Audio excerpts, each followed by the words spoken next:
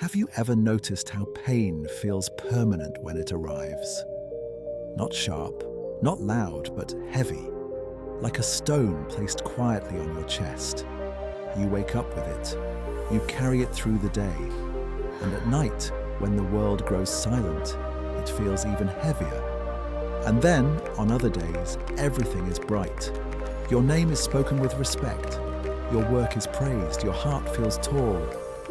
And suddenly, a new fear appears. What if this disappears? What if I fall? Human life swings between these two edges. Sorrow that feels endless. Joy that feels fragile. Long ago, there was a king who lived trapped between them. His kingdom was built of stone and marble. Wide roads, tall pillars, fountains that never ran dry. From a distance, it looked like a dream. But inside the palace, the nights were long. The king often lay awake in his chamber, staring at the dark ceiling while the oil lamps slowly burned down beside his bed. His crown rested on a table nearby. Heavy. Even when he removed it, its weight stayed on his head. When trouble came to the kingdom, the king's chest tightened. A drought once dried the fields. For days, he barely touched his food. Plates returned to the kitchen untouched, the bread cold, the soup untouched. He walked the halls alone, his footsteps echoing louder than they should have. Every sound felt like a warning. And when victory came, the change was just as dangerous. After a great battle, the city celebrated. Trumpets sounded, banners waved, people shouted his name like a prayer. The king stood on his balcony and felt something rise inside him. Not peace, power. He believed the future belonged to him, that nothing could touch him, that this moment would last. But it never did. And when the cheering stopped, the silence returned, louder than before. The king was not cruel. He was not weak. He was human. And he was exhausted. One evening, after a long day of restless thought, the king called for his oldest advisor. The man walked slowly, leaning on a wooden staff. His back was bent by time, not fear. "You have ruled wisely," the advisor said, bowing. The king did not answer immediately. He stared at the flame of a nearby lamp. "I need something," the king said at last. "I need balance. When I am sad," he continued, "I feel like the world is ending. And when I am happy," he said quietly, "I forget the world can end at all." His voice dropped. "I am tired of being ruled by my own emotions." The advisor studied the king's face, not the crown, not the throne, the man beneath them. "Give me 3 days," the advisor said, "and I will bring you what you need." 3 days later, the advisor returned.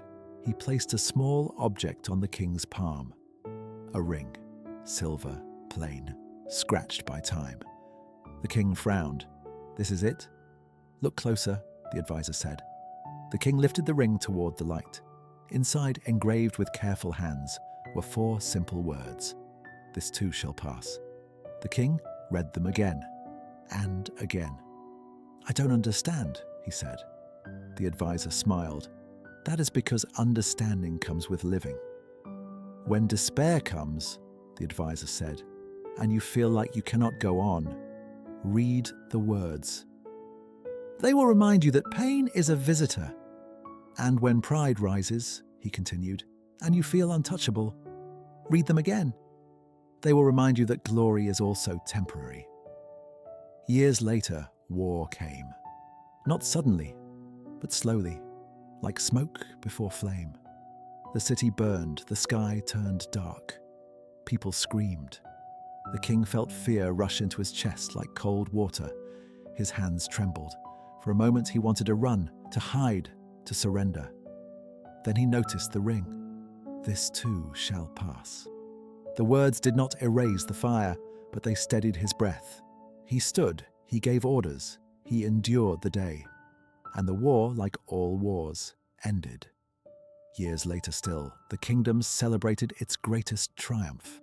Flowers fell from balconies, music filled the streets, children shouted his name. The king smiled. Then he felt the familiar rise of pride, and he looked at his hand.